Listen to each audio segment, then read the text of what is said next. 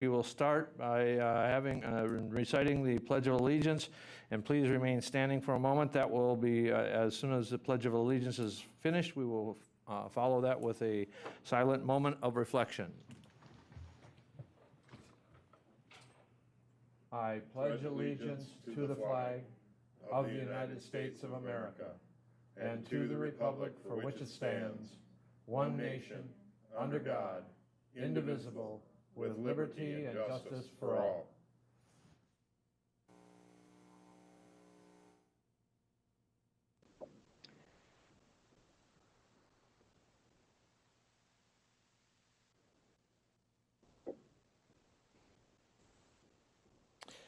Thank you.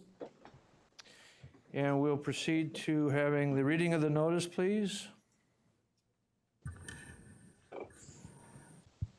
An educational meeting of the Marathon County Board of Supervisors will be held. This is Scott Corbett, by the way, not Kim Trueblood. Will be held at the Marathon County Courthouse, Assembly Room, 500 Forest Street in the city of Wausau at 6 p.m. on Thursday, August 27, 2020. Notice has been duly signed and posted. Thank you. And we will go on. Number 4 is the request to everyone, please silence their cell phones and any other electronic devices, and or please put them on vibrate as to not to interrupt the meeting. And I will proceed with roll call. Supervisor Van Cray. So they can get started here. And then I can just walk away. Supervisor Van Cray. Nothing much. I need to get over there. Once I get done here, I'll go start cooking it. I thought that Supervisor Wagner is excused. Supervisor Harris. I said that it's 5:30. Supervisor Robinson. Yeah. Those that are joining us by phone, could you please put you're coming through on the speaker, so could you please put your phones on mute, please? Thank you. Supervisor Robinson. Here. Supervisor Lowe.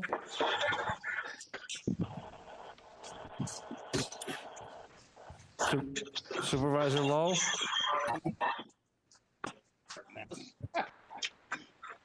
He's here. Supervisor Johnson.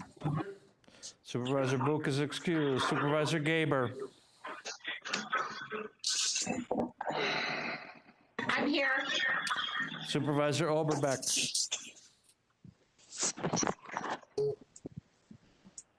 I'm here. Supervisor Krause. Supervisor Leahy.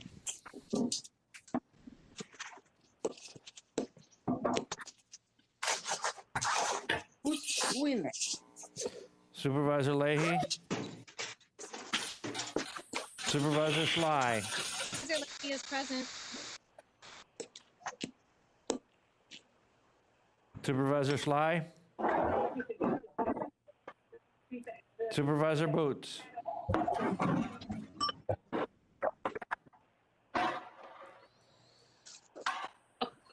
Supervisor Seafelt. I'm here. You can hear me. I can hear you. Supervisor Pfeifrick.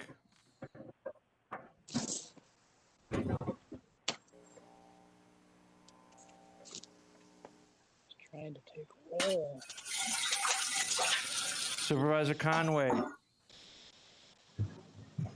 Forget the bees. Here. Supervisor Stark. Here. Supervisor Vice Chair McCune is excused. Supervisor Zhang.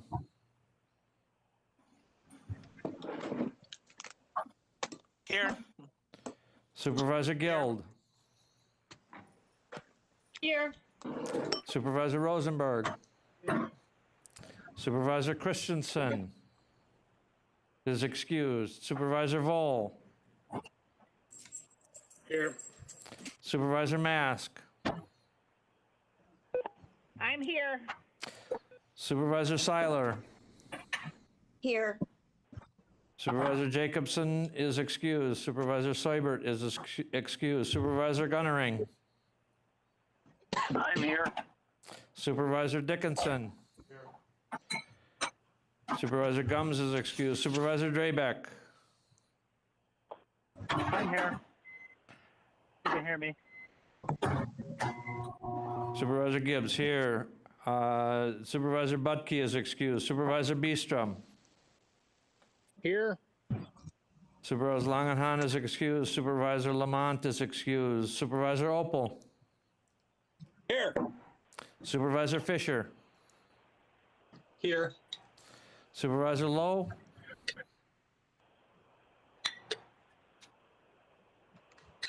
Okay. Was that for Supervisor Lowe? I am here then. Thank you, Supervisor Lowe. Supervisor Schley.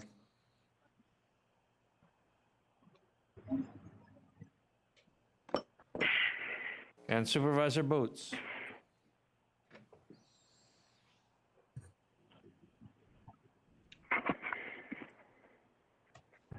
Supervisor Schley checking in. Thank you, Supervisor Schley.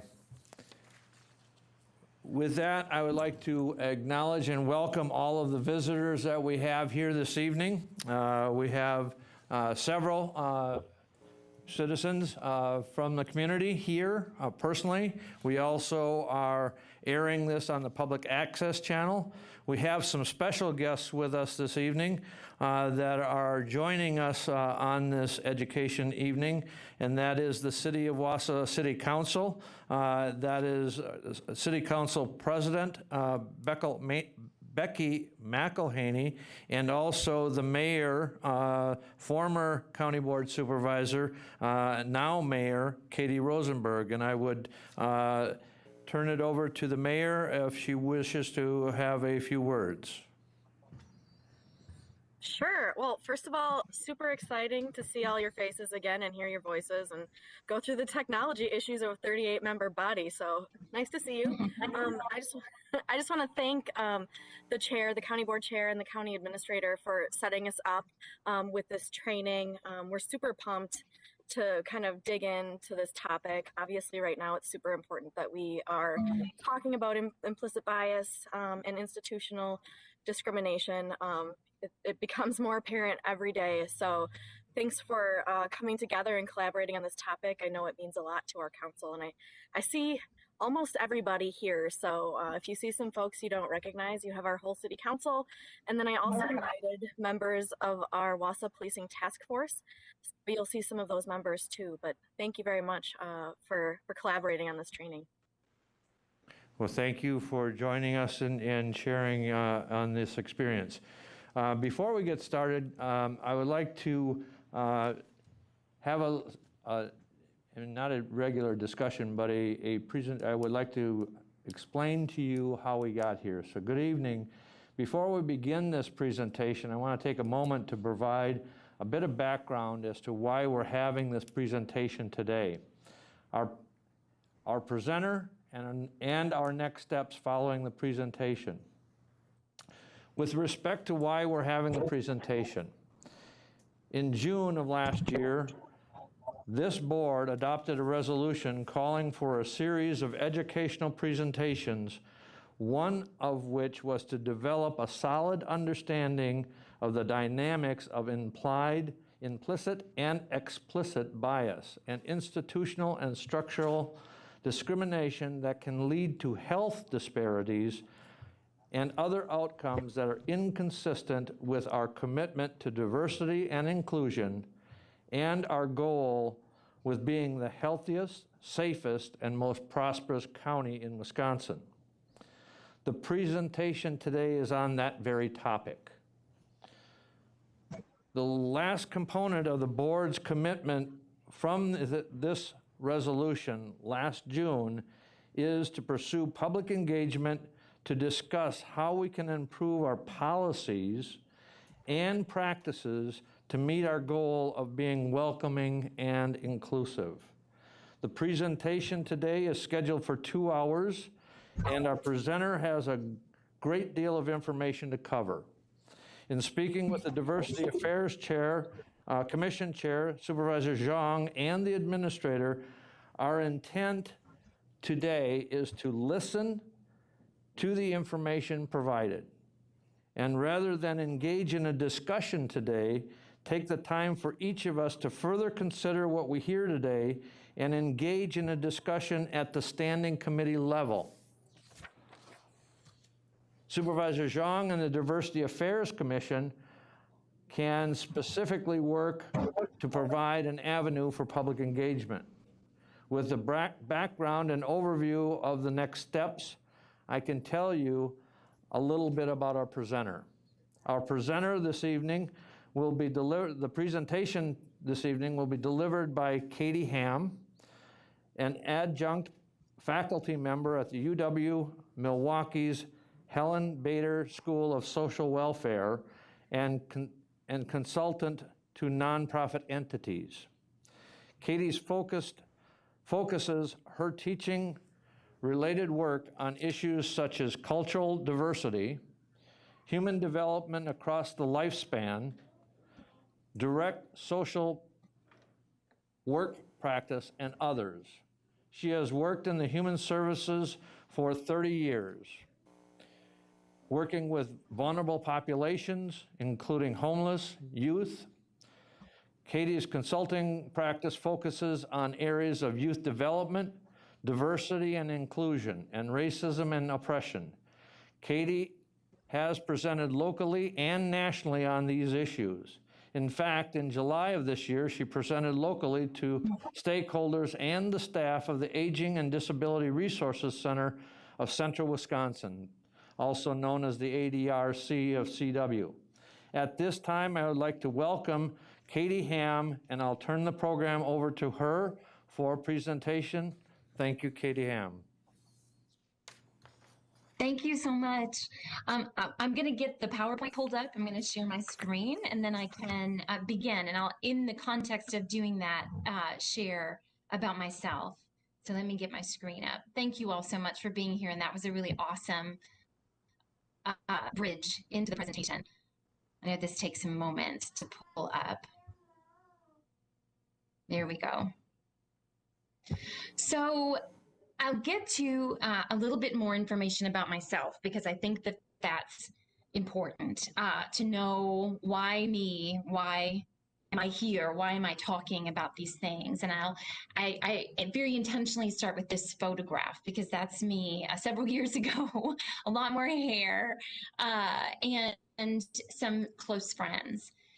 I will share very intentionally aspects of my personal life, my upbringing, my family, as I do the presentation, because for me, one of the most critical opportunities throughout my own growth and development in these issues has been how I have been able to make it personal, or how it has been made personal to me. That is obviously through loving relationships with friends and family. And I think that it's really the greatest opportunity that we have for growth in this area is through those personal relationships, because it can motivate us to change. It can motivate us to open our minds. And in the context of those personal relationships, those personal trusting relationships, particularly if they are long-term and if there's a very real active investment in one another, as a white person, I have been privy to conversations among my Black friends that I would not have been privy to. And there have been times when a Black friend has said, Katie, you know, we're having a conversation in front of you right now that we don't normally have in front of white people. I know in those moments it isn't my place to speak on the topic that they're speaking on, but I hold those spaces with great reverence, because I realize the privilege in being able to observe and to listen and to learn from them, and through the trust that they've instilled in me because of our relationship to each other. And I think that that's very important, because that's my personal investment in this work is because of that and because of them. So I'm going to try and hide this little window so I can see my slides. Okay, so this is what we're going to do. I'm going to do exactly as the introduction stated. I want us to be able to deepen, first and foremost, our understanding of the historical evolution of racism in our country. When we view incidents, events like the one that is happening in the present moment in Kenosha because of the shooting of Jacob Blake. We have to understand that there is a historical context to the protests that go far beyond what happens in that moment. And without that, it's simply an individual act. We have to have the historical concepts to be the historical context to be able to understand the importance of this moment. And so that's where we're going to begin. I want us, because of the brief history that I'll be able to review, develop a better lens for identifying systemic and structural racism, to be able to see it in our systems when it's happening, because we can't dismantle it and we can't change it until we are able to identify it. I am going to talk about white privilege. We can't talk about the issues that we're talking about without talking about that. And I know that for some folks, that's a difficult conversation. Many of us have experienced poverty. Many of us have experienced hardship in our lives. And so it's very challenging, or it can be very challenging to understand that even in the context of those challenges, we were still privileged because of the color of our skin. And then I hope that I can give you with some concrete steps to finish, or not to finish, we'll never finish this, but to continue on a journey on evolving on these issues. There are some very concrete, tangible things that we can do to continue to grow. And sometimes we just need someone to point us in the right direction. And so I'm going to try to do that tonight as well. Okay, so let me see. My slide's not advancing. There we go. So this is a really intentional slide to have up here. So I cannot emphasize this enough. We cannot get to the other side of this. We cannot bring about change in our country or in ourselves until we walk through the mud of this moment. We are in a deeply troubling, disturbing place. And the only way through it is to do that, is to go deeply through it and examine it and come out on the other side. We can't walk around it. We can't avoid it. We can't pretend that it doesn't exist. But what I mean by walk through the mud is that this is hard. It's hard. The conversation that we're going to have tonight is personally challenging many of you. I recognize that. I know it to be true. And it doesn't end with the conversation this evening. This is just hopefully not the beginning of a conversation for many of you. I assume that many of you are already actively engaging in this topic. And for those of you for whom this is maybe really is a primer, that my hope is that it continues. But it will be really uncomfortable. This conversation is uncomfortable. This lesson is uncomfortable. It makes me uncomfortable. I'm not facilitating this because I find this to be easy. The opposite is true. This isn't easy at all. I cleared my calendar today as much as I possibly could so that I could just get in a really deeply grounded place so that I could feel ready to tackle this topic, because it should be hard. We're not doing it properly if it isn't deeply uncomfortable. And so that leads me then to like really the starting place. Who am I, and why is that important? I think it's really important, because I'm a white person, and I know most of the time, obviously, rightly so, when I facilitate these conversations, I'm facilitating mostly to white people. And I think that it is my job as a white person to facilitate this conversation. I think the opportunity is for us to go through this process and then begin to be open and to listen simply to the voices of Black people, to listen to the voices of people of color, and to not have to have that validated by another white person. And that isn't where we begin typically. And so I'm acknowledging that. But I also want to acknowledge and share, because it's deeply important to me to do so, that I'm from rural America also. I'm not from Wisconsin. I was born in Mississippi. I was raised in Arkansas.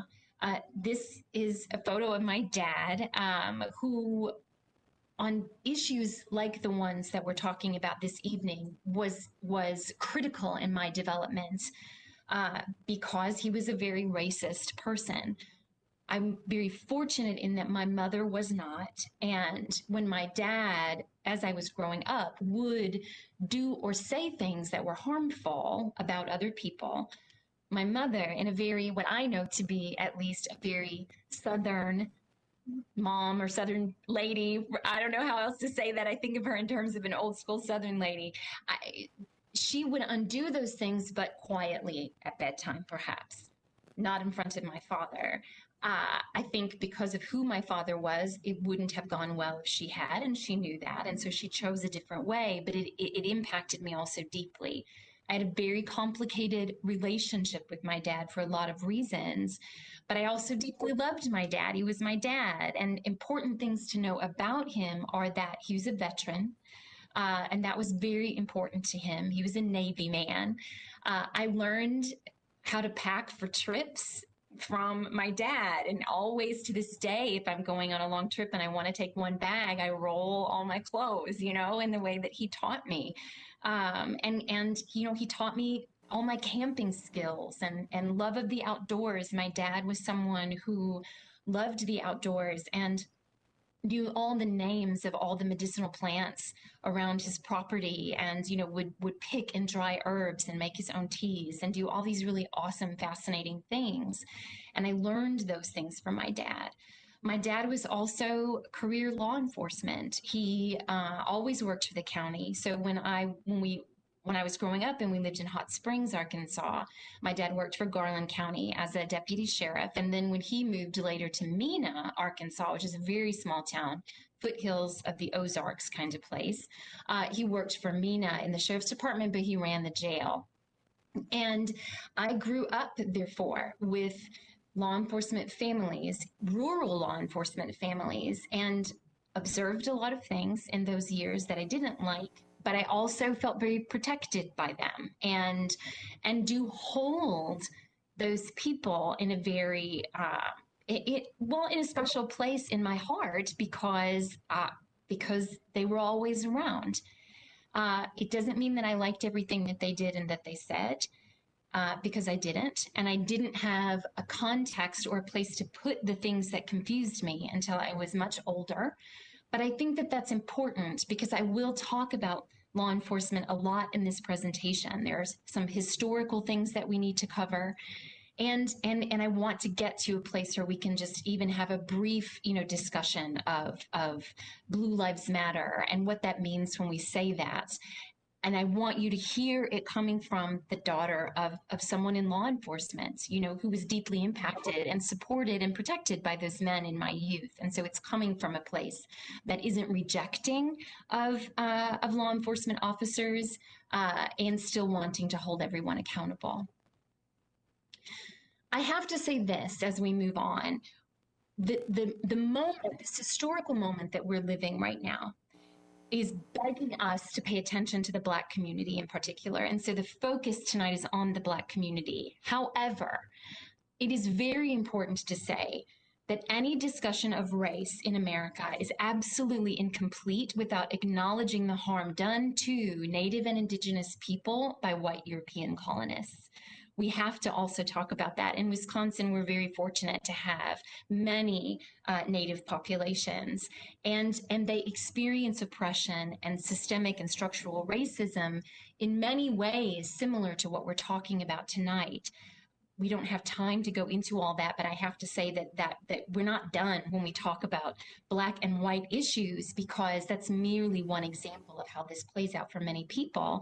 And so while we're focusing on Black folks today, noting that the work isn't complete is important, because we have to continue to learn from what we've done and repair the harm to First Nations people, to Latinx people, and to other people of color, including the Hmong community in our home communities, because that is also a very vibrant community in Wisconsin, and harm is done. And though we don't see it perhaps as white people, you need to know that though you don't see it, it is happening. It's happening to the folks who are sitting with us tonight, or to their friends or their family or their children, because people do and say harmful things to people of color in our communities every single day. And to know that that is true.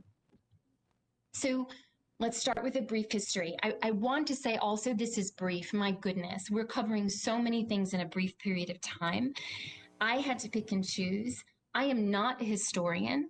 I have studied these issues, obviously, and therefore am qualified to talk about this with you on this level, but know that there are so many things that have to be left out of the conversation, and know that I'm not a perfect presenter, and this presentation won't be perfect, and yet it's still going to matter. It's still going to be, you know, I'm going to do the best I can, and hopefully it does what we need it to do tonight.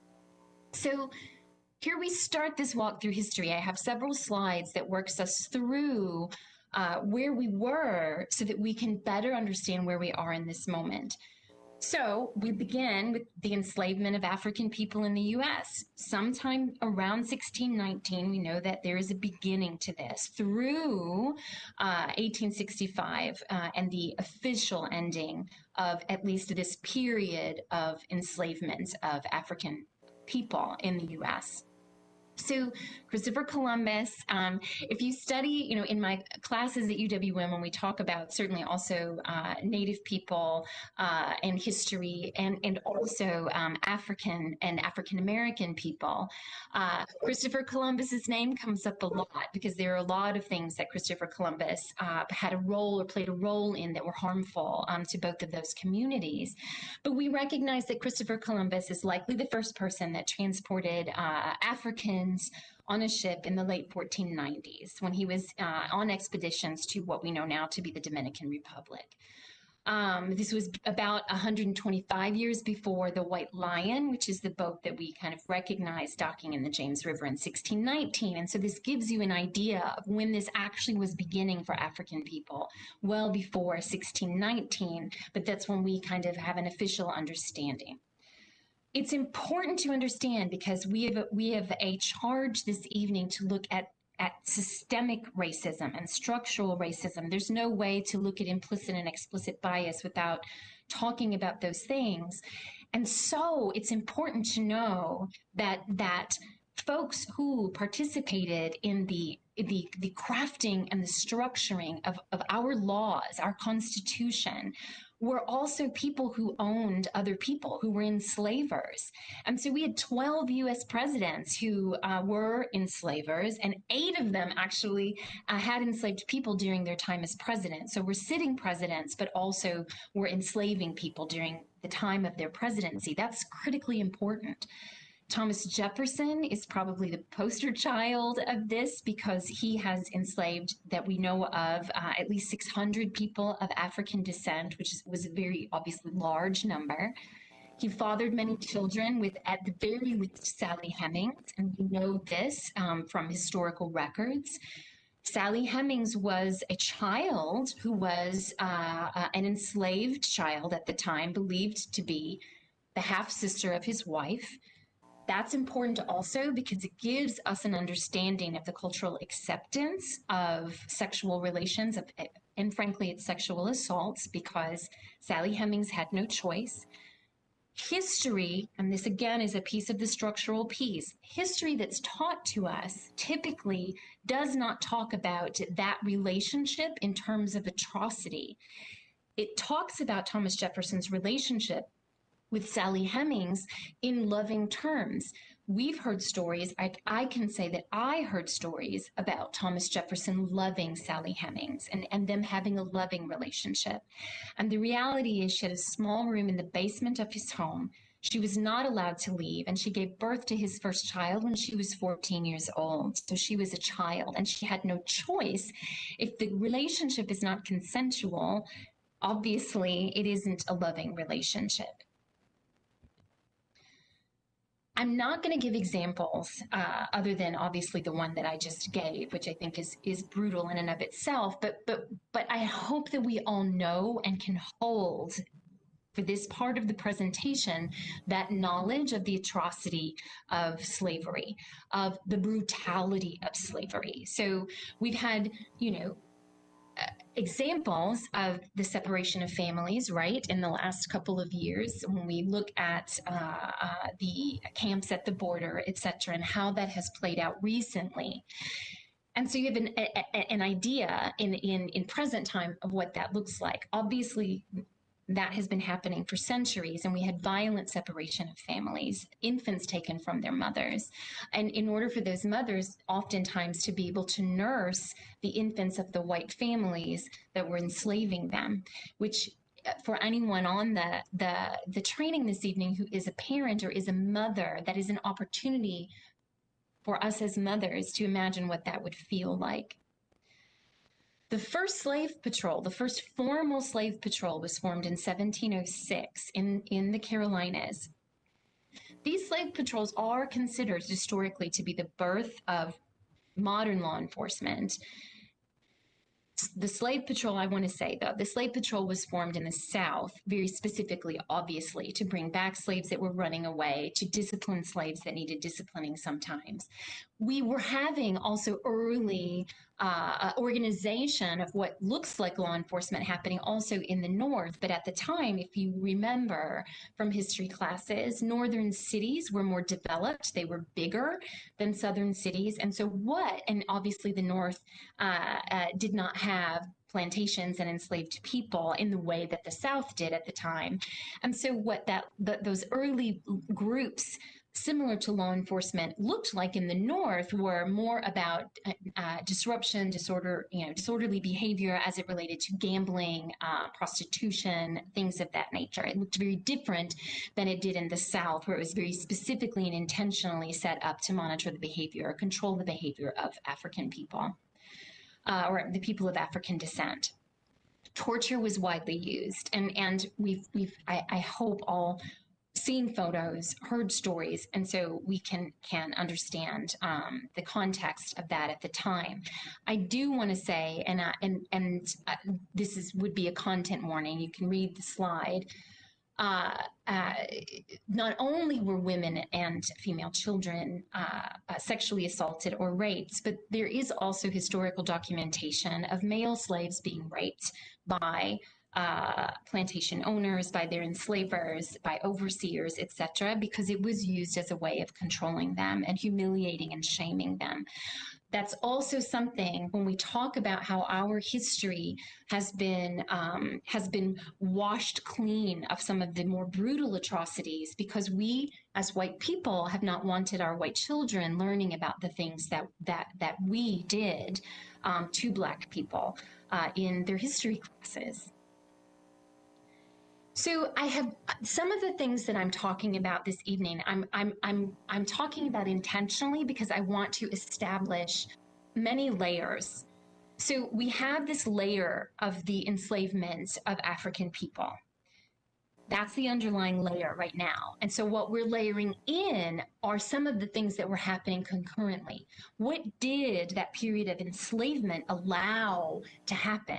What opportunities for people to exploit Black people emerged during this time? And this is, I feel, an important example, because we have, there's an impact from this that we still see today.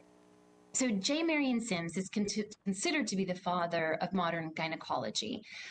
He was a pioneer. He was experimenting with surgical procedures, and he was doing that on enslaved Black women in the 1840s. And so this is a good 20 to 25 years before the end of slavery. He was doing these surgical experiments without anesthesia because he believed, as was common at the time, that Black women didn't experience pain.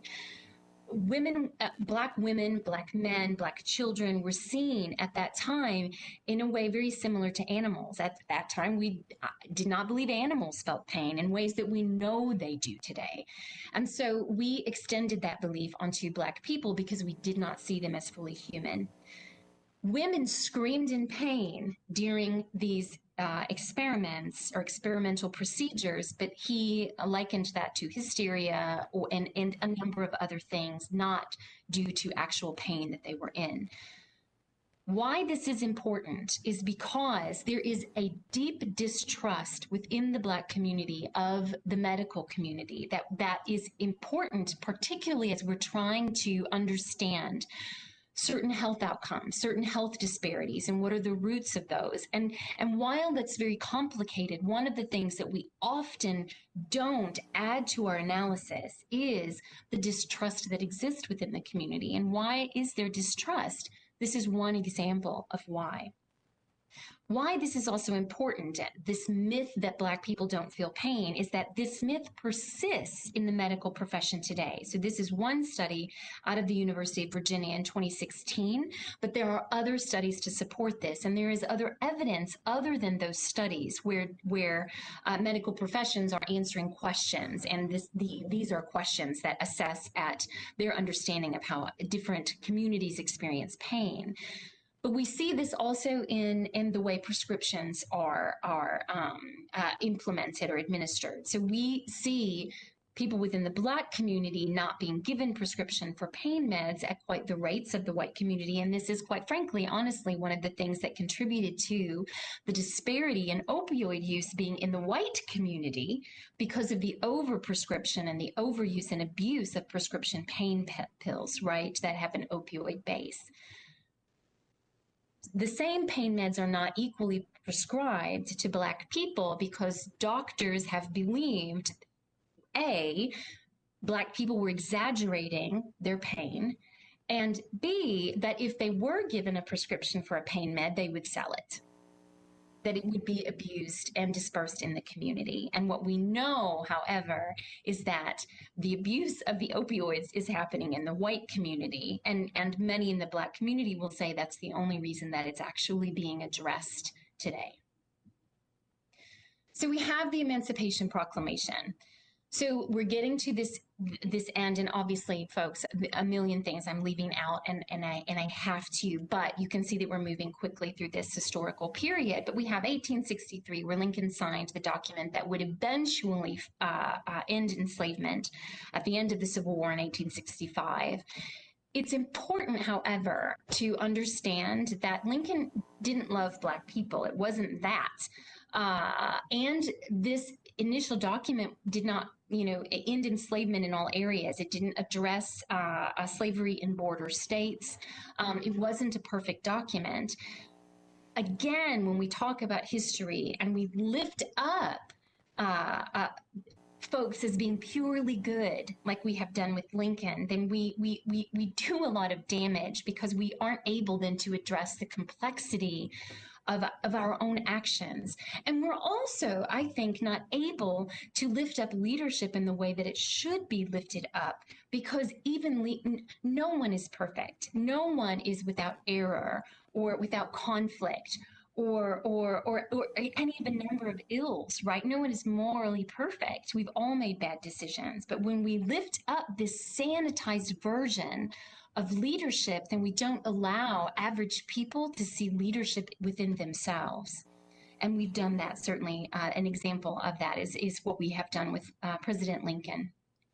So Congress passes the 13th Amendment, and I'm going to talk about the 13th Amendment in more detail in a moment, but that did abolish slavery. So when the Civil War ended on May 9th in 1865, all enslaved people were not immediately free or liberated. Slave owners or enslavers, in particular in Texas, did not communicate to the people they had enslaved that they were free. And so a Union Army general received a federal order to go down to Texas and make that declaration, communicate to enslaved people that they were free. And this happened on June 19th. Of 1865, and that is why Juneteenth, or June 19th, is a day of celebration for the Black community in our country. And that's also why I intentionally wanted to share that, because it gives context to why so many people were upset about the rally, the Trump rally that was initially scheduled on Juneteenth in Tulsa, Oklahoma. The fact that it was located in Tulsa was offensive for a different reason, because that's the site of the Tulsa Race Massacre, which I'll also talk about in a moment. But I think that historical context is important. That's why that day matters. That is the day that marks actually the last of the enslaved people being told that they were free and being able to make decisions about their own lives.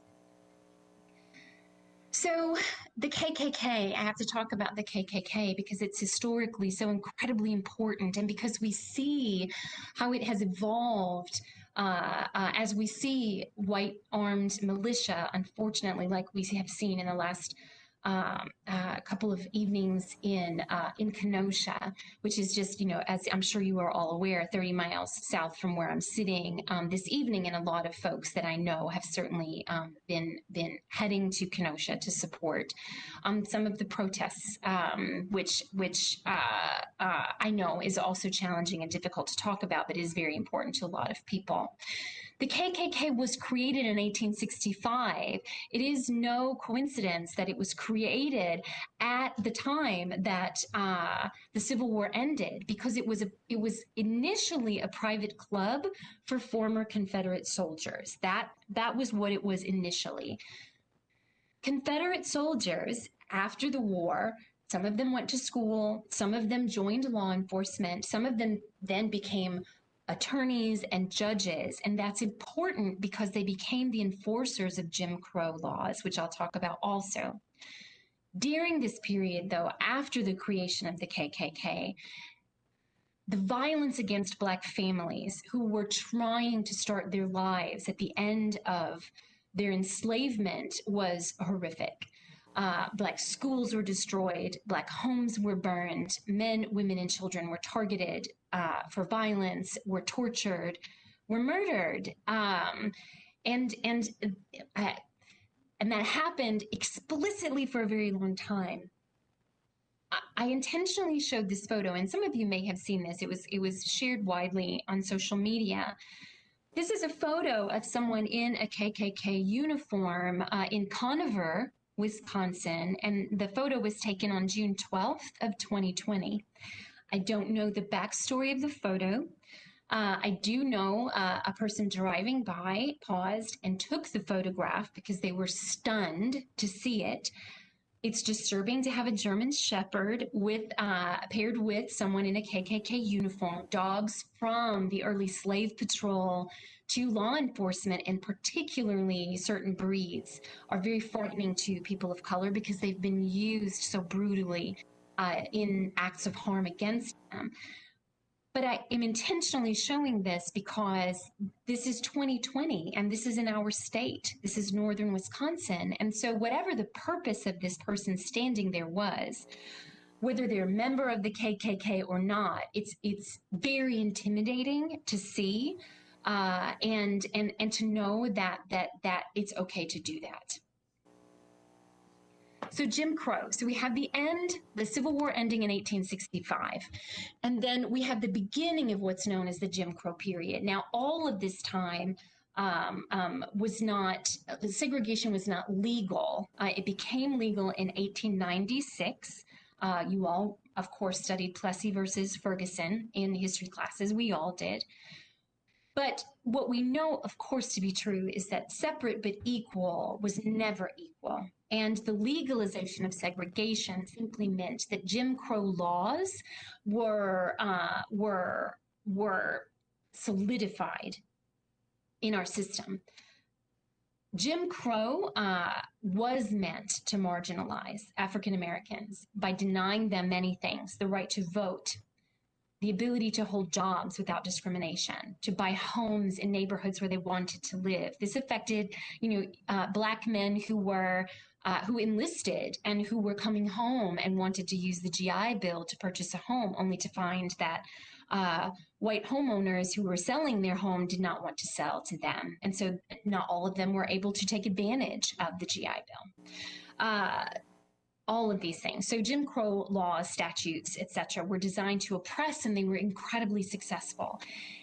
During this time, it's also really important. I don't have a slide speaking to this specifically, but what I want to say is that during this time, we had the I'm mispronouncing that word, aren't I? The vacation, is that the right word? I'm losing the word.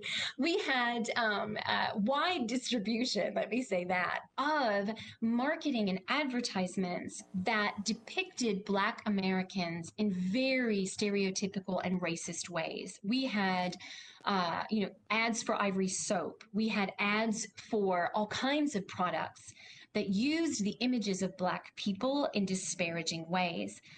We also had narratives that would travel about the laziness of Black people, the aggressive nature of Black people, the danger of living near Black people or hiring Black people. And what that did was make people afraid or feel very superior to Black folks. And so it was easy to overlook some of the horrific and brutal results of this period in American history, because we deeply considered ourselves to be superior to Black people because of the consistent messages that we were getting about their inferiority. And that's important. To the Tulsa Race Massacre, this is 1921. So we're still in this period of Jim Crow, obviously. If any of you watched The Watchmen, I don't know if any of you watched that show, but it begins in the first episode with the Tulsa Race Massacre, and that was an actual historical event. So over a 2-day period in 1921, there was the absolute destruction of what was at the time the most affluent Black community in the United States. Residents of the Black Greenwood neighborhood in Tulsa were business owners, they were homeowners, they had managed to dig in and in community build a life together. They were in as much as a Black person could thrive, they were doing their best at it. They were the best example of what that could look like. And so this was a very important affluent community at the time.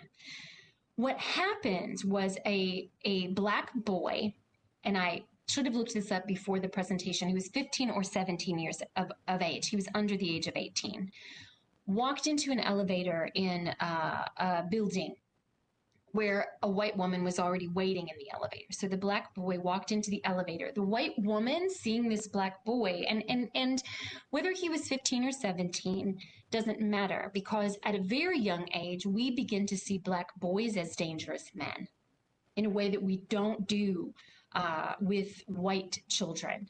And so she saw, and let's recognize this was a woman, a white woman, who had likely been fed a consistent diet of how dangerous Black men were. He walked into the elevator and she screamed. And this boy, knowing what could happen to him when a white lady screams, ran.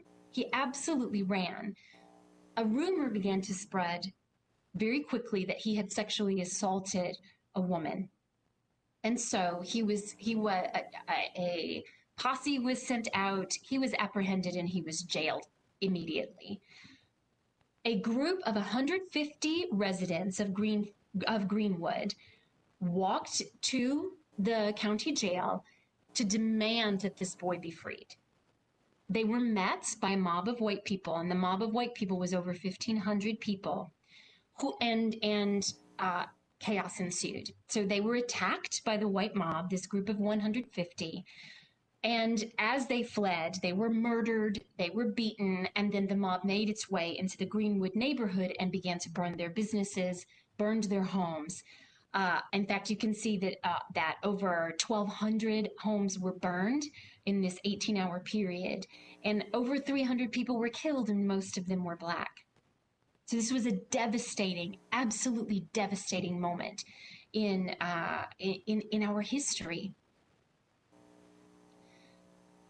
So we're still in Jim Crow, and so these are the things that are happening, that are going on, and now let's talk about the significance of the Tuskegee syphilis experiment. So during this experiment, 600 Black men were told that if they participated in this project, they would receive free health care. 399 of them had latent syphilis, and 201 of them did not, and they served therefore as the control group. The whole group was given a placebo.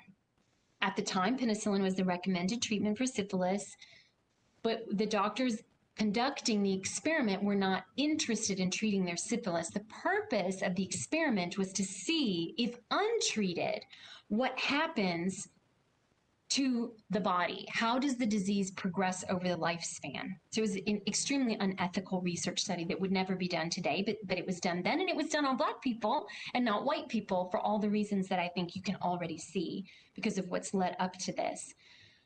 Many people died in the experiment. Others became blind. Others became mentally ill. Things that we know, sadly, a lot of it because of this study, things that we know can happen in late stage syphilis if it isn't treated. But some of the participants of the study passed syphilis to their wives, who passed it to children during childbirth. And so this was an absolute atrocity. In 1973, Congress did recognize that and paid a settlement of $10 million to the surviving participants and the heirs to those who had passed. You can see, before I leave that slide, you can see, however, that this contributes then, we talked about because of Dr. Sims, the distrust that was instilled in the Black community at that time because of those experiments. And then we fast forward into the 1970s, folks, into our lifetime, and we continue to have experiments on Black bodies because there was a view that they were dispendable, right? And so it was worth what white people could learn to have these experiments on Black people. This is very impactful to me. And so this is, again, we're in Jim Crow. This, of course, is Emmett Till. And what I have on the top left is a quote that I pulled from social media. I don't know. I tried to find who the author of the quote was or who said it, and I couldn't find it. But someone did, and it wasn't me. It was definitely a Black person. But this hit me so hard. The crazy thing is, they think all this is about George Floyd when we're still crying tears for Emmett Till. Jacob Blake's sister, I don't know if any of you heard her statement from the other day, but she spoke about this also. When we talk about generational trauma, when we talk about historic trauma, this is what we're talking about. If justice is never served, we can't heal. The Black community can't heal because justice is rarely served when they're harmed. And so in 1955, the specific details here are important. There was a white woman who accused Emmett, who was 14 at the time, of whistling at her. I was very intentional in talking about the Tulsa Race Massacre and talking about, there were laws during Jim Crow like mischief and being disruptive or disorderly or whatever that were disproportionately at the time applied to Black people because a white person could simply not like the way a Black person looked at them and call the police, and it would be justified because there was a law to cover it. So young Black boys didn't whistle at white women. They didn't do it unless they were, they had a mental illness or mental health issue, because no Black boy at this time knew that they could survive doing something like that. And so the accusation was in many ways preposterous, but it was very believable at the time because of all the mythology about Black people. And so Carolyn Bryant accused him of whistling, which she later in 2007 admitted was a lie. But she said it, and her husband and brother-in-law decided that they would apprehend this 14-year-old boy who dared whistle at a white woman, and they tortured him to death. They were never, ever, ever convicted of any crime, And Carolyn Bryant is still alive today. She'd be 84 years old. I tried to find where she was, and nobody really knows, but we know that she hasn't passed yet because she's been, seen in recent years. She's still alive today, which is how proximal this is, right? How close this is to the time that we're living today. People who perpetrated harm are still living. One of the reasons that Emmett Till rose to the level that the story rose to is because his mother made the heartbreaking choice to have an open casket. And so we have photos of Emmett Till's body and how swollen it was and distorted it was because, you know, he was found in water. And obviously very intentionally not showing that photo. I think many of us can recall it and wanted to show instead these childlike smiling photos of Emmett because this is who he was. And so we move now into redlining. Same period, Jim Crow allowed for this to happen. So Federal Home Loan Bank in the 1930s was the first to, well, with the Homeowners Loan Corporation, were the first to develop what was known as redlining, or these maps where there were very specific areas marked to identify areas of high risk, areas where they didn't want to invest, and those were Black communities. So this is a map of Chicago. This is, you know, from 1938 that identifies those areas. And so the light areas, the District A in particular, was where you could get a loan easily. It was considered to be an affluent area, property values were very high, and you could get a home loan. If you lived in, particularly if you lived in the C or D districts, it was very difficult, if not impossible, to get a mortgage, and this disproportionately affected Black communities who could not get a loan from a bank to buy their home. And so 2008, it was important, I think, to add the communities that were hardest hit by what's known as reverse redlining, but that period of time where prime loans were given in certain communities to certain people. Black neighborhoods were hit the hardest during this housing crisis because they were targeted for those subprime loans that then the banks obviously called back. That's important. Redlining is important historically because we have to understand why we're where we are today. In 2016, the net worth of a typical white family was $171,000. Net worth doesn't mean that the typical white family had $171,000 in the bank, because we all know that isn't true. But what this means is that the accumulation of the net sum of the assets that white families had, so if they owned their home, if they had a mortgage for their home, if they owned a car or a vehicle, if they had a boat or anything that factored into the analysis, that's where they came up with the number. Using those same factors, however, and analyzing Black families, their net worth was $17,150 in 2016. Gaps in wealth between Black and white households reveal the effects of accumulated inequality and discrimination for generations. There are many studies that support that it is the accumulation of wealth that allows families, white families in particular, to be better positioned to succeed and to be stable. And again, it doesn't mean that white families don't struggle. It doesn't mean that we don't live in poverty. My family lives paycheck to paycheck. I work in the field of social work, and so it's probably no surprise to anyone. But we live paycheck to paycheck. The COVID has hit our family very, very hard. And I love my neighborhood and I love my home. And there are so many things that I'm incredibly grateful for. And I was taught how to be a homeowner because my parents were homeowners and my grandparents were homeowners. My grandparents bought my parents' first home, and then and my parents over a long period of time paid them back for it, because white families could get mortgages to do that, even though my grandparents were farmers. So what does this look like in practice today? What's a modern day example? This study was released in 2018, and I'm sharing this because the article is available in the New York Times, and so if you want to go to it, there it is. But the Gallup and the Brookings Institution published this report that showed, just think of that map that I just showed you, that historic map, because we still do this stuff today. Homes in majority Black neighborhoods are valued 23% lower than similar homes in white areas. Researchers estimated the lower appraisals cost Black homeowners about $156 billion in home equity, that equity that white families count on and accumulate and pass on to our children and our grandchildren in some capacity. The couple on the right, featured in this story by the New York Times, is a case study example of this. They're a mixed race family. The wife is Black, the husband is a white man.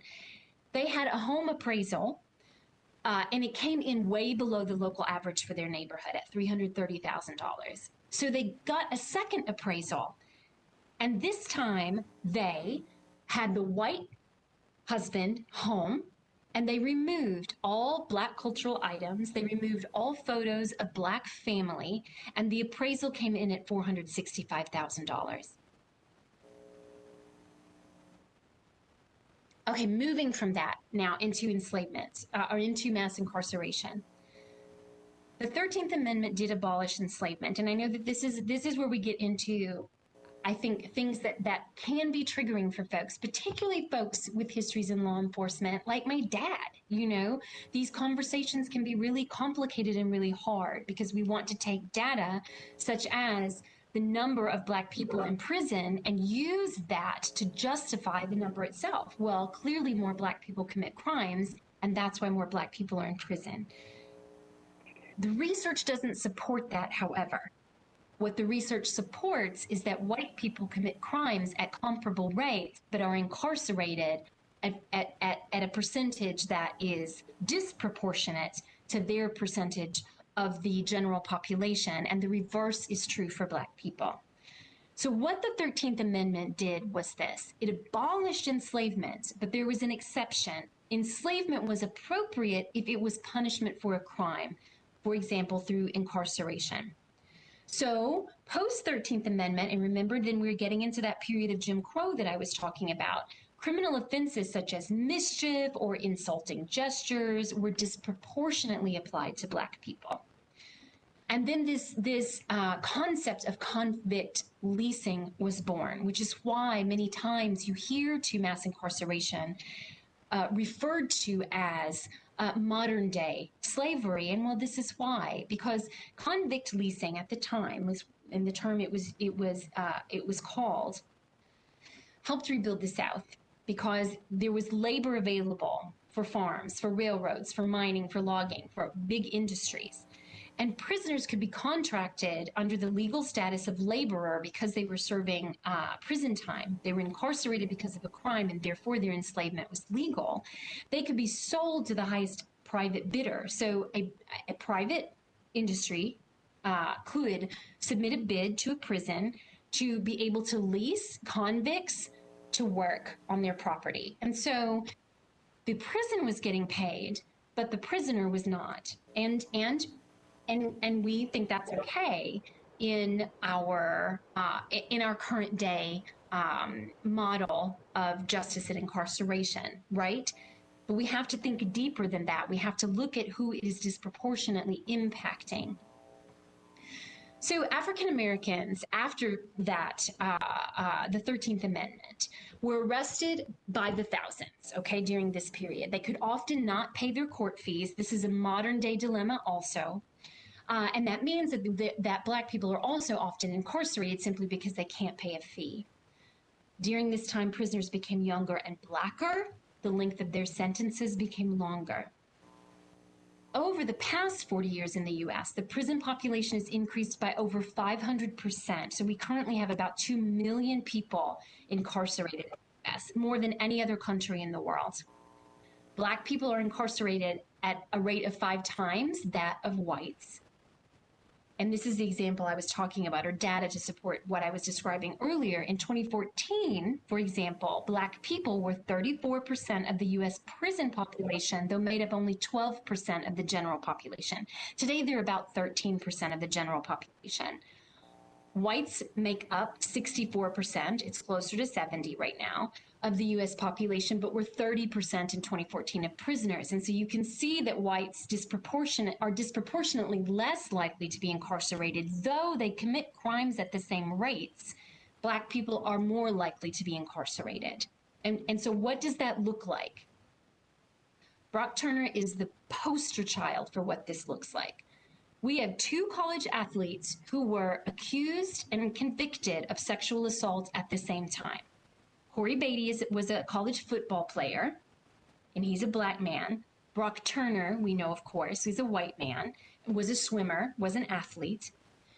Both were found guilty. Both were found guilty of sexual assault. However, Brock Turner, as opposed to Corey Beatty, who was sentenced to 15 years and is still in prison, Brock Turner was sentenced to 6 months and got out in 3 because the judge said explicitly he did not want to ruin his future. The judge did not say that about Corey Beatty. What about Corey Beatty's future? And I'm not here advocating for a lighter sentence for sexual assault. Brock Turner should be serving the same sentence that Corey Beatty is serving. So here's a list of some things that we haven't talked about, that we don't have time to talk about. If any of you are interested in diving deeper into this, here is a list of things that can serve as a starting place. If we were taking a Black history course, if we were taking an ethnic studies course, we would look into all of these things because they're all incredibly complex and have all had a deep impact on us historically. Okay, so we have a foundation now, right? And so let's move into what is implicit bias, because it is critically important to understand how this plays out in our life. So explicit bias is a conscious thought, and it's expressed directly. It's someone saying, I just like white people more than I like Black people. It's just, you know, what it is. That's explicit. Implicit bias is a subconscious belief. It's expressed indirectly, and we may not be aware that it's a bias. Or when told that we have a bias, or someone says, I think that was kind of not cool what you said, we might immediately deny that there was anything wrong because we don't see it ourselves. An example of an implicit bias would be Black people are just naturally born athletes. All biases also are not negative, right? We can have a bias about a group of people that in and of itself is saying something positive about that group. It doesn't mean that it's true. And so that's an example of what that might look like. Black folks are just better at basketball.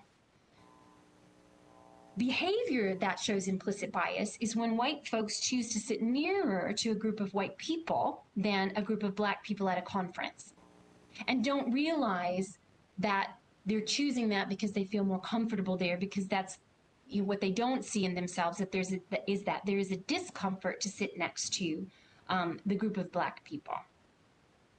And so the opportunity then is missed when the bias is implicit and we don't see it, because then it doesn't present an opportunity for us to explore what's going on in me right now. Some ways that this plays out. And so obviously slavery was explicit. It's important also to recognize that the enslavement of African people was legal. It was legal to do that. And so we cannot look to laws for morality. We don't and shouldn't look to laws to say what is right, because laws can be wrong and historically have been wrong since our inception as a country.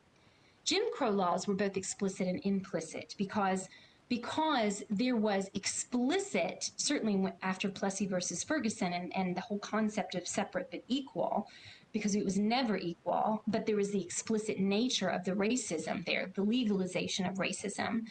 But also it can be implied in ways that are hard to detect. And so when a Black family simply can't get a mortgage, they're unable to point to something specific that says it's because I'm Black, because the bank is able to say that neighborhood isn't really up and coming. That neighborhood isn't really going anywhere. It's actually depreciating, and so we can't give you a loan, without ever saying it's because you're Black, even though it is. Mandatory sentencing implementation is an example of implicit bias. Sentencing period, the example of Brock Turner, is a good example of that. Implicit bias, though, that we don't often see as white people are things like business dress codes, school dress code policies, that often, for example, one example, exclude Black natural hair. I have something pulled from Twitter showing an example of a dress code policy that disproportionately affected folks with ethnic hair, with curly natural Black hair, because the student is not allowed to wear braids. And who typically wears their hair in braids or in locks are people with hair that is, of African descent. It's a natural hairstyle. I don't know if any of you recall, but it's just in the last 4 years maybe, that the Army changed its dress code policy to allow Black women who were in the Army to wear their hair in natural Black hairstyles, because they were prohibited from doing so before. Implicit bias is also seen in many of the studies that show us that applicants for jobs who have names that sound Black, even when they have comparable or better experience and education are not called back simply because they sound Black. Okay, so how does this happen? And excuse me while I go through this. This is my brilliant slide here that I put together, and I'm fading it in, and I was very excited to be able to do that. So how does this happen? How does this get ingrained in us? We're trained to have biases. We are trained. And I think that at this point, though we are the product of explicitly racist laws and articles, right? We think about our Constitution. However, because we don't look at laws every day, we don't look at the historical context of when things were written and introduced into our society, all of that is hidden in the background. And we don't see, therefore, that when we perpetuate you have to follow this or you have to do things this way, or when we perpetuate that a home in a Black community that is equal to or greater than a home in the white community has a lesser value, we just accept that as fact.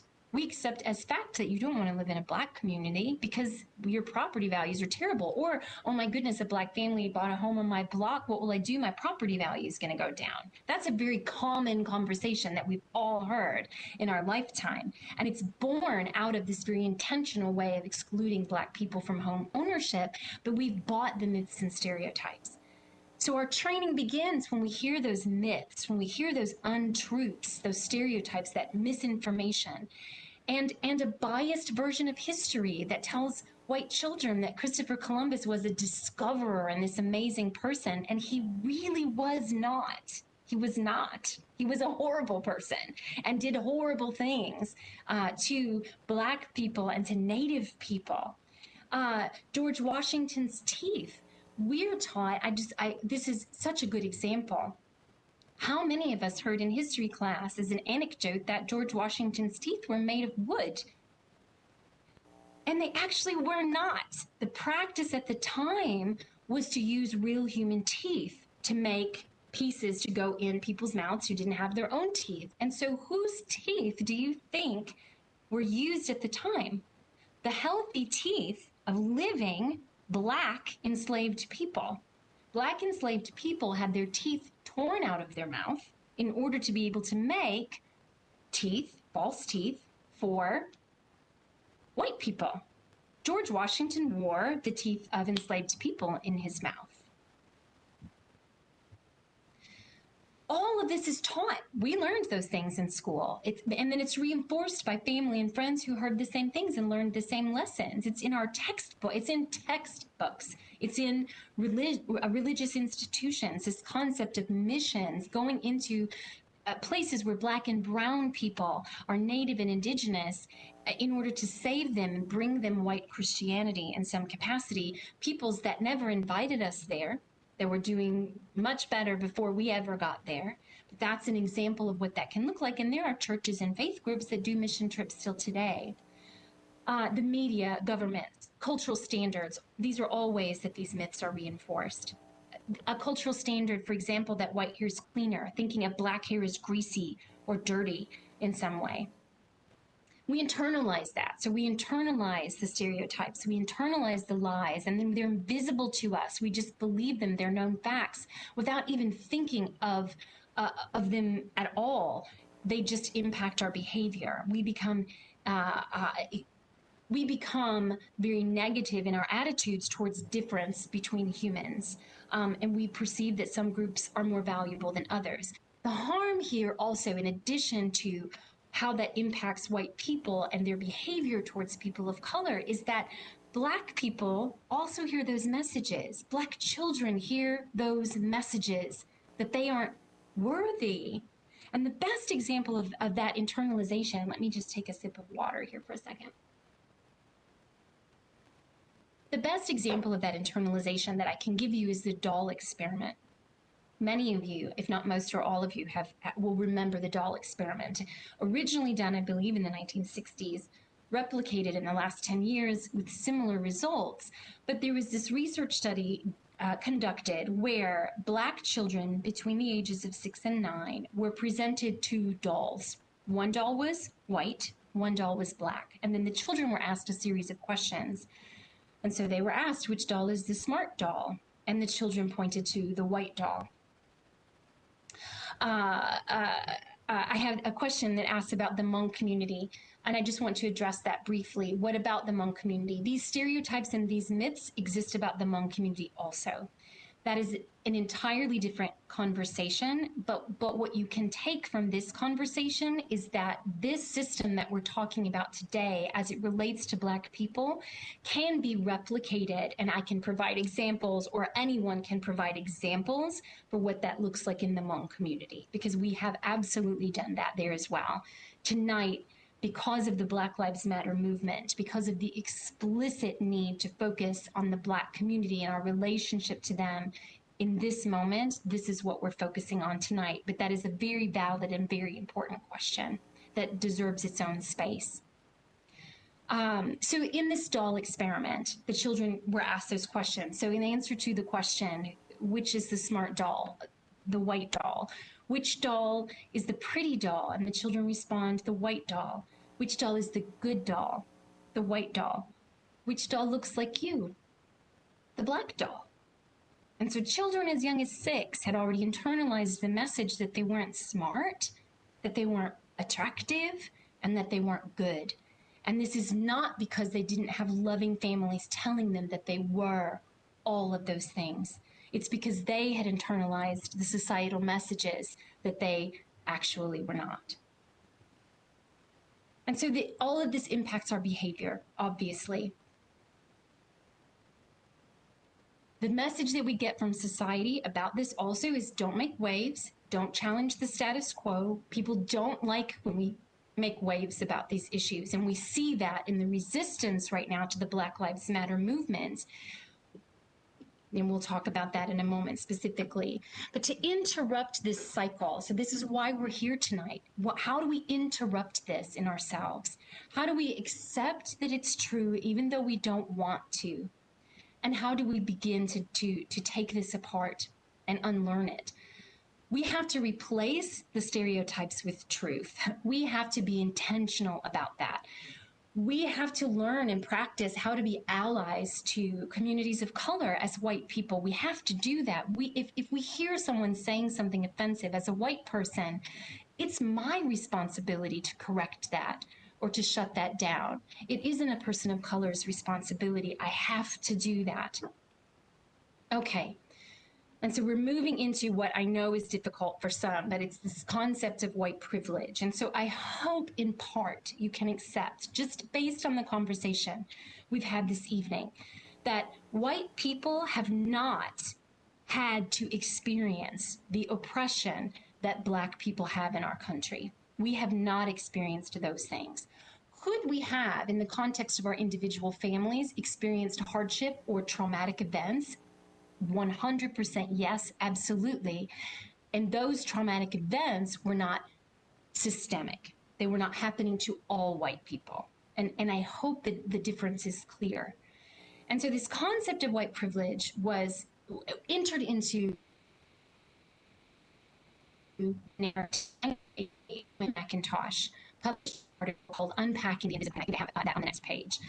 But it is the inherent advantage possessed by a white person on the basis of their race in a society characterized by racial inequality and injustice. We can acknowledge that there is racial inequality. We can acknowledge that there's racial injustice. And we can acknowledge as white people that that injustice is not happening specifically or intentionally and systemically to white people.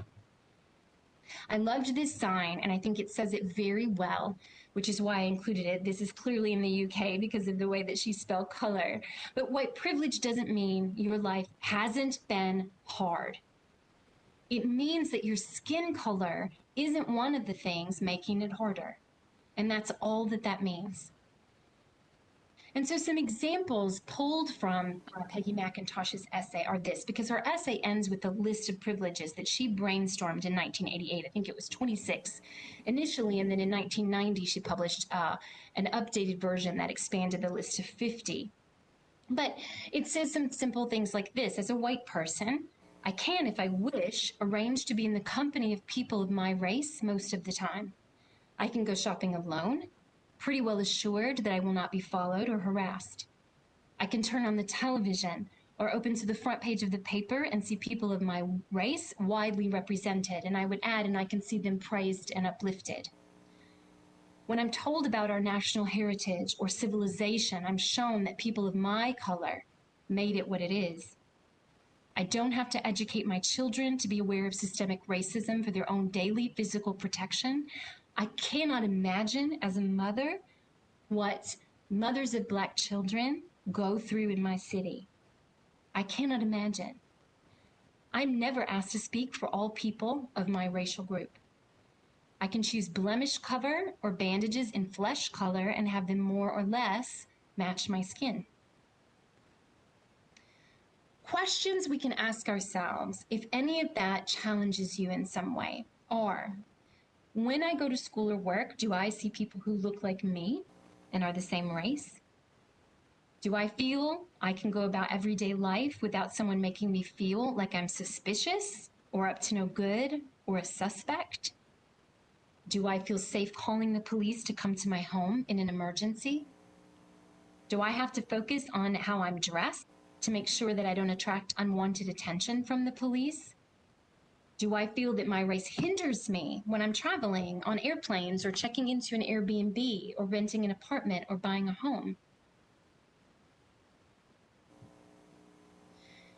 And then racial microaggressions, because many of the things that we're going to talk about in the next few slides fall into this category of a microaggression. So racial microaggressions.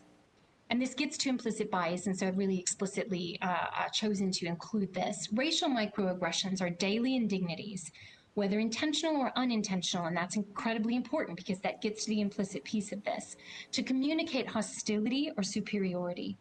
They're negative insults toward people of color. They can often be invisible, and one only knows when it has happened because of a feeling of discomfort or a sense of not knowing that accompanies the interaction with a white person.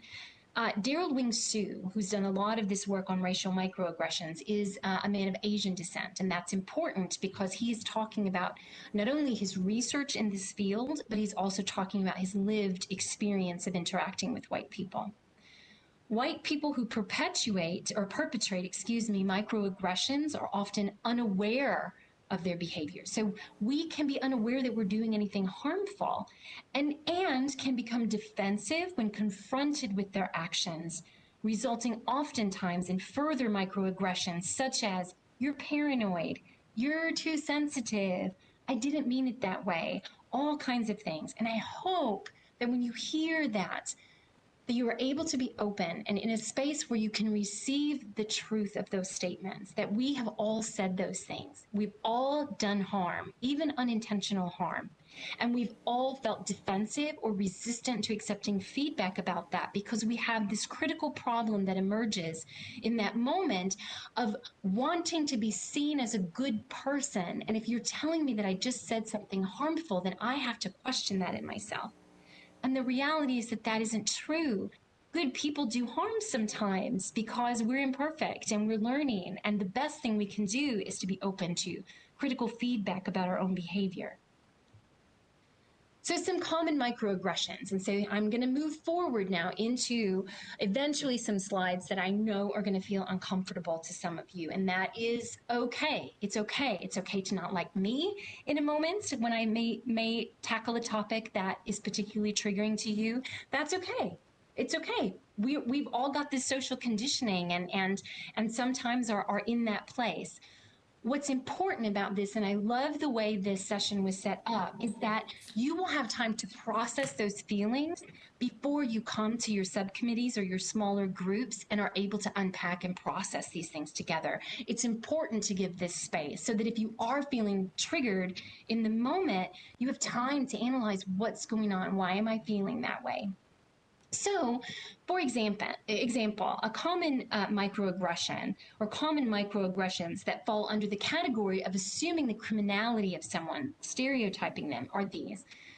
When we clutch our purse or clutch a backpack or a bag a little tighter when a group of Black youth walk by, because there's the presumption they're going to take this, they're going to steal this, they're going to they're going to rob me. When we cross the street to avoid a black male, we've been taught to believe, even if it isn't an explicit thought, it's a subconscious thought that impacts our behavior, hence the implicit bias, the implicit nature of this. We've been told black men are dangerous, and we've been told it our entire lives. And so a black man is approaching us or walking this way on the sidewalk, I might cross the other way just to be safe. When we lock the doors of our car at an intersection because you're driving in a black neighborhood, how many of you have had that thought if you've ever come into Milwaukee and you're getting off the highway or you're driving through a neighborhood that you presume or see is a black neighborhood and feel like you need to lock your doors? Asking a black woman how many children she has is part of casual conversation. And that is coming from the real lived stories and experiences of black women who've had that asked of them inappropriately many times. And as a white woman who has children, I've never been asked that question casually. So when we make these assumptions that black people are criminal, when we do this, we make the assumption that black people are criminal, will hurt you if given the chance, can't be trusted, etc. So assumption that white cultural values are the ideal. How does that show up? When we say things or think things like black people are so loud. You are so pretty for a black girl. That's a very loaded one, right? You speak so well, or you're so articulate. The unfinished part of that statement is you are so articulate for a black person. I can't tell you how many of my black students have told me that they've experienced that, even from instructors in my own department. Or when we ask to touch a black person's hair, as a white person, let me tell you that's never appropriate. It's never appropriate to do that. Because black people were at a time considered the property of white people, and they could do whatever they wanted to their bodies. And there is generational trauma around that. We have no right to put our hands on a black person ever without their express permission or consent, and it can never be for a reason like wanting to touch their hair simply because it seems exotic or different, and we know it feels different from ours and we want to experience it. That's inappropriate always.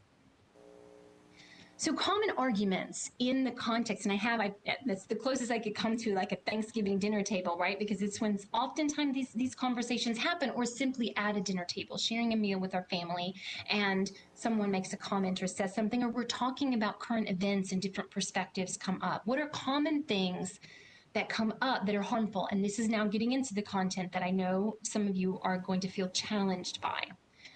We'll get there. So this first one, maybe not so much, but maybe you have said it or thought it or heard it. However, it's common, which is why I included it. Slavery was a long time ago. Why can't we move on? Or why can't you get over it? Or a version of that would be, I never personally did any of that.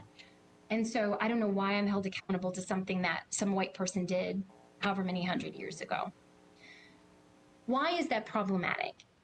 Because it wasn't actually that long ago. And let me explain why, or how I come to that understanding. So these are family photos of mine. This is my grandmother in that first top left photo when she was a baby.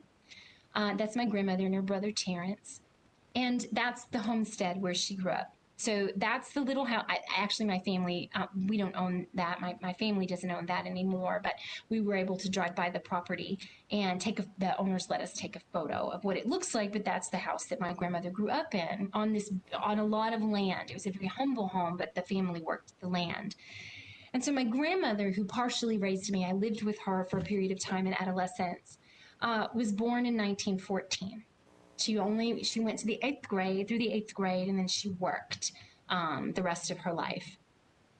Her mother, my great-grandmother, was born in 1889 and worked a family farm with formerly enslaved farm workers as a child. And so the stories that my grandmother had from her mother were told directly to her because her mother experienced them. And then she shared those stories with me. And so though my great-grandmother passed away before I was living, my great-grandmother on my father's side of the family was alive. And so it's just that close. It's just that close. I don't see color. I just see my friend. I don't see color. I just see people. I just see human beings. And folks who say this, and I know at some point in my life I have said this. I know folks who are listening in tonight have said this because we've said it. And we maybe have said it recently, or maybe still think it. So let me unpack that for you a little bit. Why is that harmful? Because we do see color. Unless you have a visual impairment that prevents it, you absolutely see color. And so it's a lie. It's a lie. What you're saying is, I don't choose to see color in the context of people. On the surface, that doesn't seem harmful. However, we are all very different from one another, and there is beauty in that difference. In our country, arguably in most places in the world, and let's focus on the US, in the United States, our life experiences are largely impacted. Look at everything we've been talking about, largely impacted by the color of our skin. People are targeted for the color of their skin. They are harmed for the color of their skin. Us saying I don't see color means I can't see color because it makes me uncomfortable, or I'm unwilling to admit that I see color because it makes me uncomfortable. When we say that to a Black person, we're saying, I can see parts of you and not all of you. If you care about your friend, if you care about, maybe you have interracial relationships in your families, maybe you have Black grandchildren, you have to see their color. The experiences that they will have in this lifetime lead them to become a person that you love and you care about, particularly if this is a friend, so you're choosing to be in relationship with that. You love them because of the qualities that they hold. They became that person because of their life experiences, many of which were directly because of their skin color. And so when you say, I don't see color, you're saying, I cannot see all of you. And you're denying them an aspect of their existence that's critically important to them. And so we have to see all of it. We have to say, I love you because of all of you, not in spite of a part of you. And I hope that you can hear the difference. White folks often say, I don't want to talk about this or hear about the oppression of Black people because white people are oppressed too. White people can be oppressed too, or white people are oppressed too. And I want to say and acknowledge that, of course, white people can be oppressed. But they're not oppressed around issues of race. They're not oppressed because of their race. And we're talking about racial oppression. So the fact that you may be depressed, you may be depressed, that's not what we're talking about tonight. The fact that you may be oppressed could have something to do, certainly, with other categories where people are oppressed, around which people are oppressed, such as sexual orientation or gender or physical ability or body size, right? These are areas where we can absolutely be oppressed. And even within that oppression, white privilege exists, because a Black disabled person experiences more oppression than a white disabled person. Okay, folks, all lives matter. And I know that some of you have said this and believe it. And I want to acknowledge that it's true. This is a true statement. All lives matter. Yes, they do.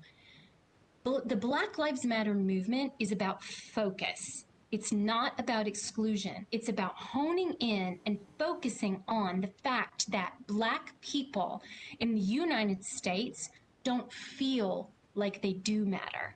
And they want to claim that for themselves, and they want support in dismantling structural and systemic racism so that they can actually live the life that we live and have the normal, bad experiences, the same experiences that white people have had, but not have the added layer of racial oppression on top of it. So when people say Black Lives Matter, we're saying Black Lives Matter too.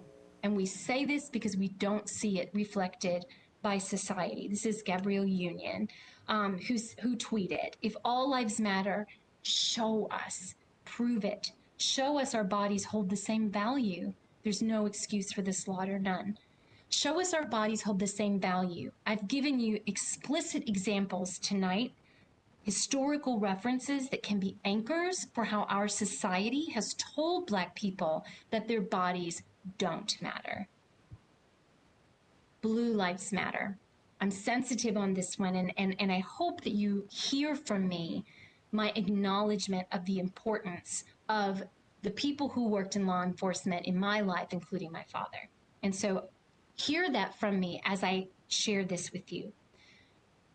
Blue lives matter cannot be equated with the statement that Black lives matter, because being a law enforcement officer is a vocation.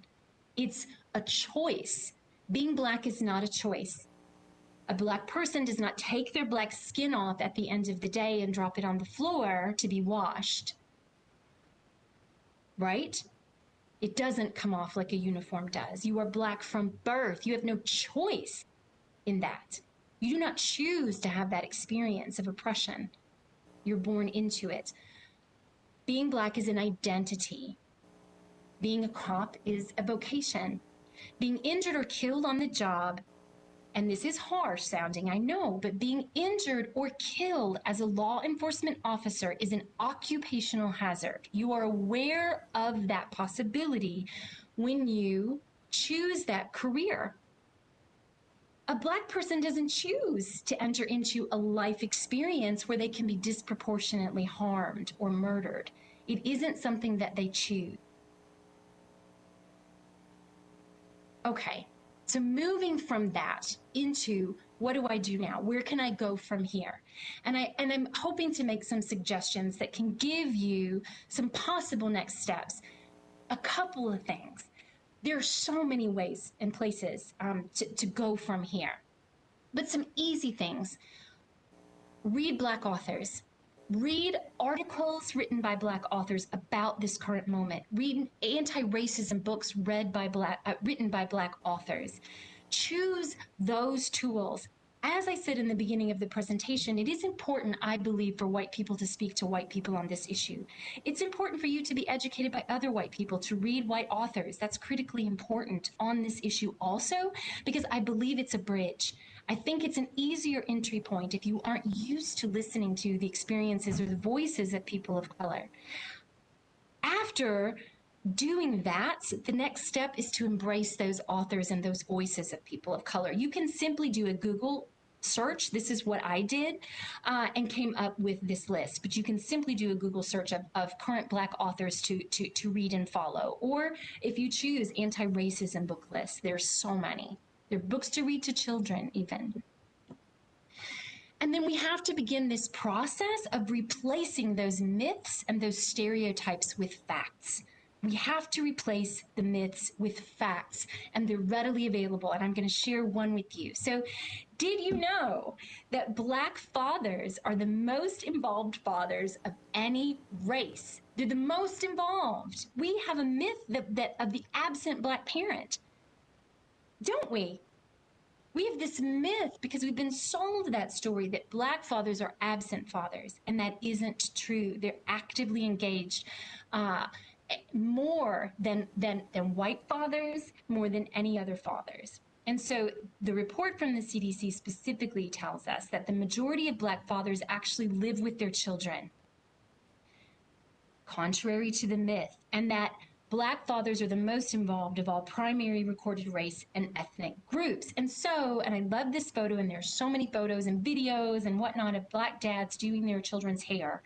That means this, it means doing hair, it means making lunches, it means preparing meals, it means studying with them, it means going to their sports events, all of those things. And so what do we get then from that? And this is a beautiful example. I don't know if any of you saw this traveling about a month ago around social media, this story. But, excuse me, as I changed position on my chair here, I bumped my laptop a little bit. But this woman, and there are many, many, many articles. If you just Google this, then you'll get one of them if you're interested in reading more, but I'll tell you the story. This woman went in for surgery. She had a cyst, I believe, on her forehead that had to be removed, and it was up here around her hairline. And so she had braided her hair into two, she parted it in the middle, and she'd done just two simple braids to get her hair out of the way before going to the hospital and going under general anesthesia. When she woke up, she noticed that her hair had been rebraided. And what happened is this: the surgeon who removed the lump or the cyst was a black man. He was a black surgeon, and he has 3 daughters.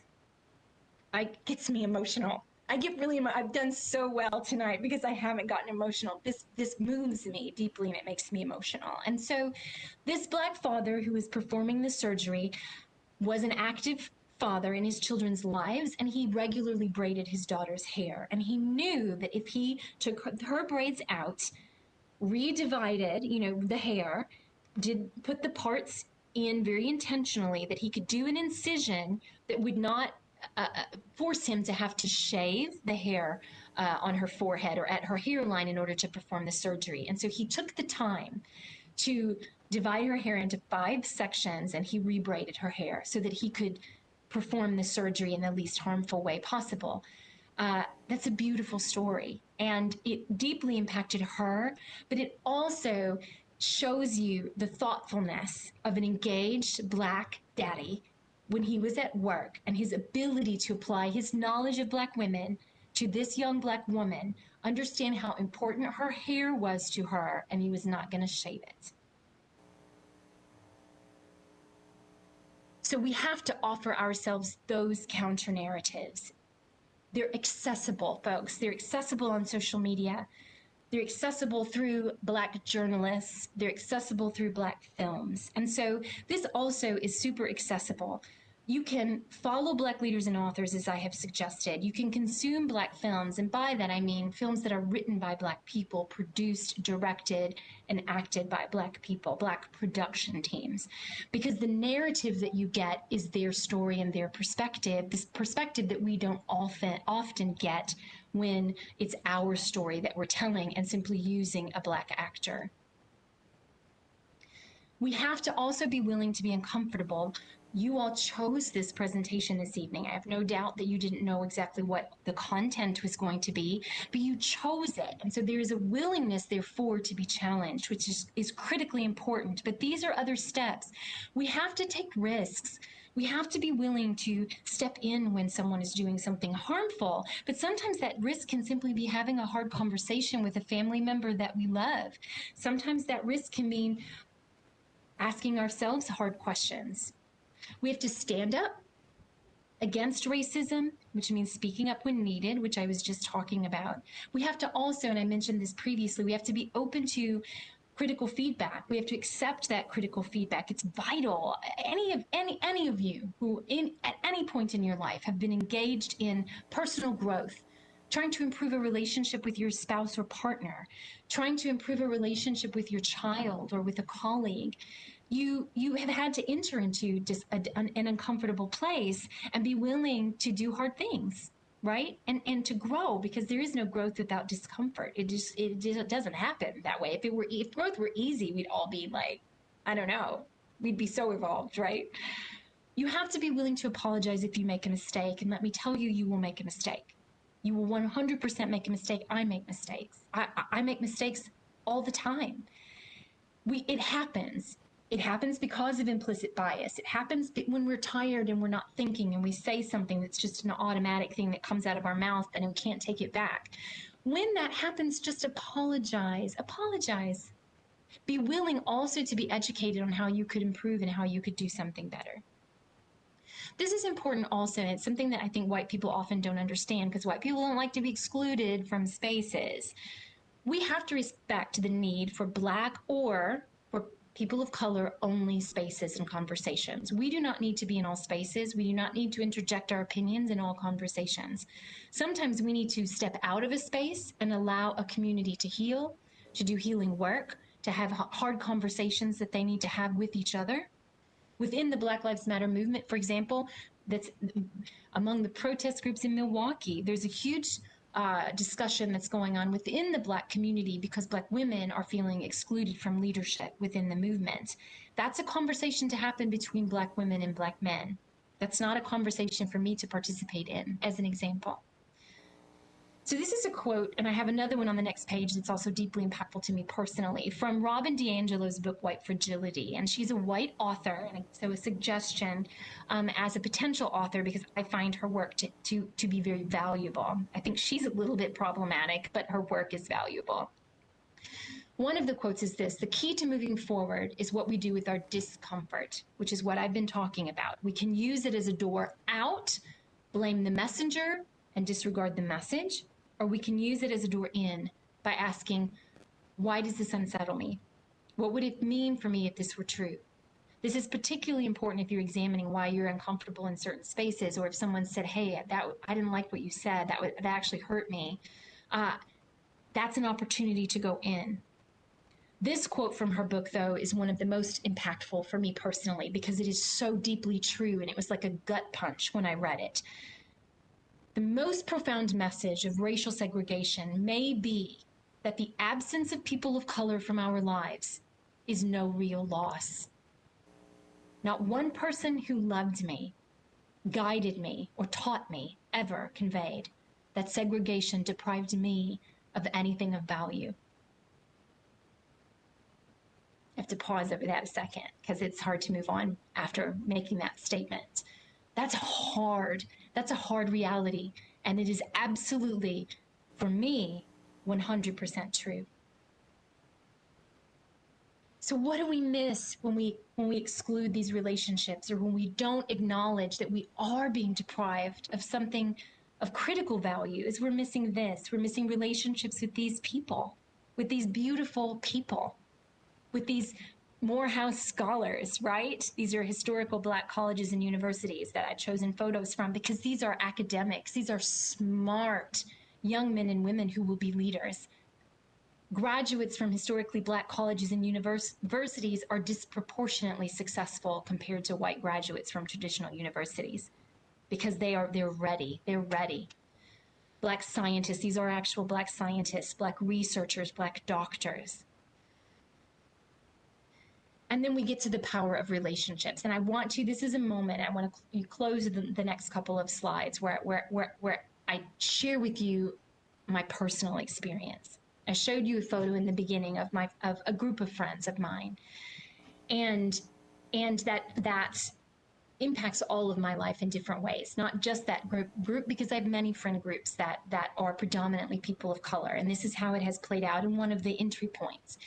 This is my son Maddox on the left, being really silly with his friend Langston.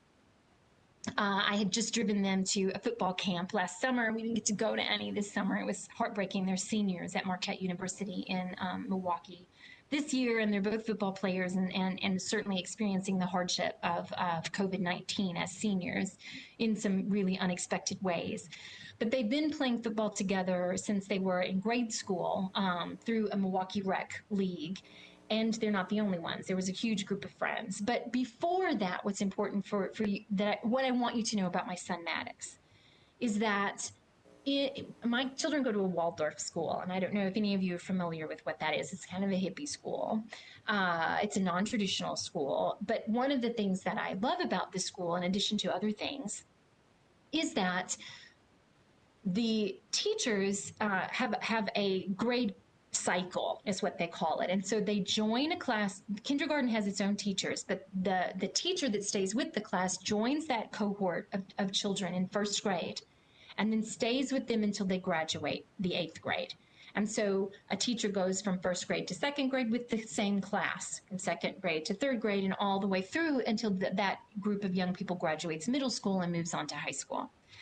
My son was extremely fortunate in that the teacher that took his first grade class was a Black man. He was the only, at the time, male teacher, and was the only Black teacher in the school. And at that time, I was a single parent, and there wasn't a man in my son's life. My son's father is an Italian man. I lived in Italy for about 11 years, and he lives there. And so when we separated and divorced, and I moved back to the United States after 11 years, I think I mentioned that, even if I didn't, that's how long I was there. But moved back to the United States and came to Milwaukee because this is where my mother lives. and I knew I needed to be with her. And there wasn't a man in my son's life. My father's in Arkansas. I didn't know anyone here. I didn't have a friendship network or group, and we found the school. And so my son, after his years, in pre-K and kindergarten, etc., was given the gift of this Black male teacher.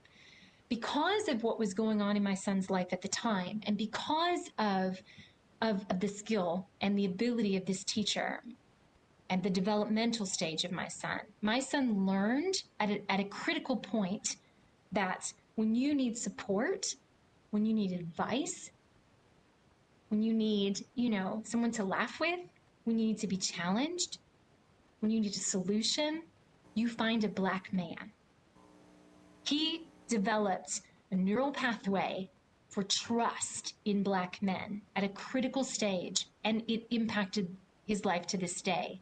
And so he began to choose friends who were young Black boys. He wanted to join a football league where he was the only one of 2 white boys on the team. And we embraced that as a family. And the photo on the top right is the coach from that league, Coach Powell, who's now moved to Florida, but was incredibly influential in the life of my son. And so there was another strong Black man, graduate of an HBCU, Black fraternity member, who played a critical role in the development of my son. And so, and here you have other photos of my son and his friends, my son and his friends' family. My son has gone on vacation where he's the only white kid. He's with a Black family. He's gone to Los Angeles to see UCLA play their homecoming game because a Black family that we're close to is like, can we take him? Because it's going to be a blast. And I was like, yes. and we've joined our families. We'll have joint graduation parties, next year when our boys all graduate their senior year together. It forever changed the trajectory of my son's life, and our lives are richer for it. My life is richer for it. It means that when I see something happen to a young Black male in my community, my first thought is, don't let it be this person. Don't let it be that child. Don't let it be that child. Don't let it be that child. Because I have close, loving, intimate relationships with these families, and these boys are my boys, and my boy belongs to that family too. We're constantly, these mothers are talking about my son as my other son, their other son, and calling me sis, and it is one of the most beautiful things in our life. And so the last slide is this, and I know we're not having questions this evening, but to wrap up, these are 2 of our young children. This is my youngest daughter, Autumn, and our son, Lorenzo. And these are 2 of my other friends. And so these little ones will be impacted forever by the relationships that we've introduced to them. This is their family. These are the people they trust. The man in the center, my friend Kofi, is our emergency contact, at school. How we're changed by that. And so, it's hard for me to transition out of a presentation without questions. And so I hope, and let me just get out of the slide share here so that I can see your faces. Stop sharing, that's the button. Or you can see my face maybe a little bigger. I'm not quite sure how this works on WebEx. But what I want to say is that I've given you a lot to think about. And what I ask of you is that you take this time between now and whenever your subcommittee or small work group meeting is happening to really reflect not only on the information that was provided, but also on how it made you feel. And be able to acknowledge if you didn't like it. What was that? What is that in you? Recognize that as your conditioning, right? Your conditioned behavior, so that you're not guilting or shaming yourself over it, but recognize that it's coming from an external source. And from that place, you can begin to rebuild. This is important also because we have children and we have grandchildren that, because of generational differences, have different perspectives than we do on this.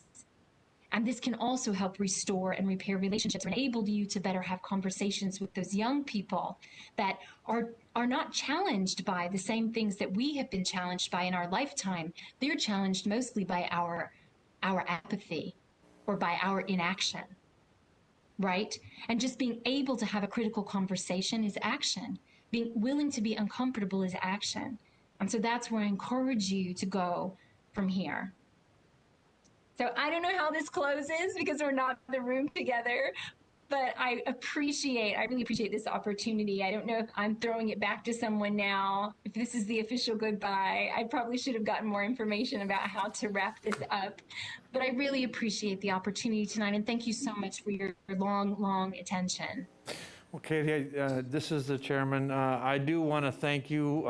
You know, you gave us a lot to think about, a lot to ponder, and if we take it to heart, and if we all want to actually learn to grow, it is very, very powerful, and I want to thank you so very much for the presentation you had for us, and wish you well and stay safe. Thank you. Thank you so much. Thank you, everyone. Bye. Bye now. So with that, we're down to item number 10, announcements. Again, I would like to, just reiterate what I discussed in the beginning, is I would hope that people will take this information and as Katie had clearly stated, is there something that made you uncomfortable? What was it and why? And bring that information and opportunities to the committees that you serve as standing, and let's have the next discussions and how we move forward. So with that, I'm down to item number 10, announcements and/or requests. Any announcements or requests? If not, we're down to number 11, adjournment. I would take a motion to adjourn. Motion by Supervisor, second by Supervisor, and any discussion?